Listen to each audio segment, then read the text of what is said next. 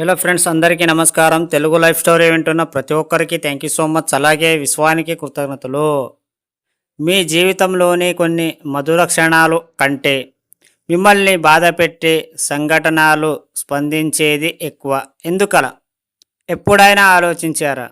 మీరు బాధపడిన సంఘటనలకు సంబంధించిన ప్రతి చర్య మీకు గుర్తుంది. మీరెప్పుడైతే బాధపడ్డప్పుడు బలంగా మీ మనసు స్పందిస్తుంది.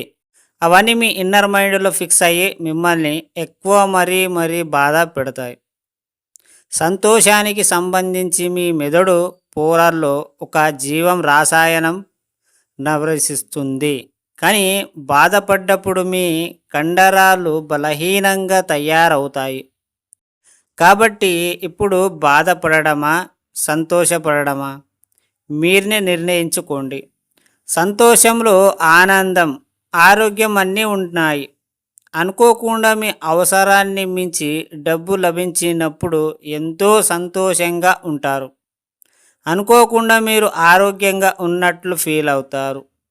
మనం ఏదైనా చేయగలమని నమ్మకాన్ని కలిగి ఉంటారు. కాబట్టి ప్రతి క్షణం డబ్బు సంపద కొరకు మాత్రమే ఆలోచించండి.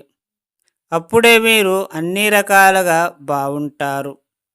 Yes, wealth is health and abundance everything. ప్రతిరోజు చెప్పండి, ఐ యామ్ అబుడెన్స్.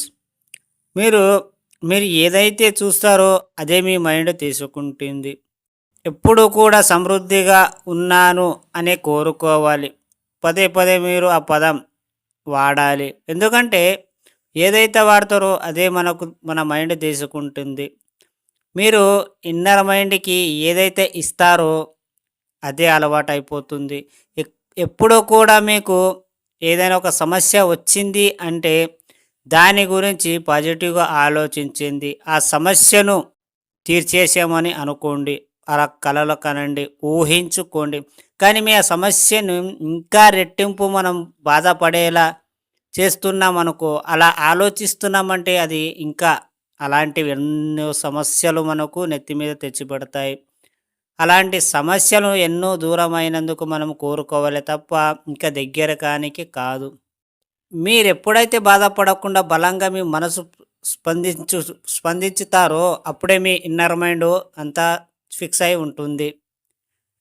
మీరు మీ మైండ్కి ఏదైతే ఇస్తారో అదే తీసుకుంటుంది. కానీ మీరు పాజిటివ్గా ఆలోచించండి. ఎక్కువ శాతం నెగటివ్ అనేది అస్సలు ఆలోచించకండి. ఏ సమస్య అయినా ఎదిరించగలను అని మీరు ధైర్యాన్ని పెట్టుకోండి. అర్థమైందా?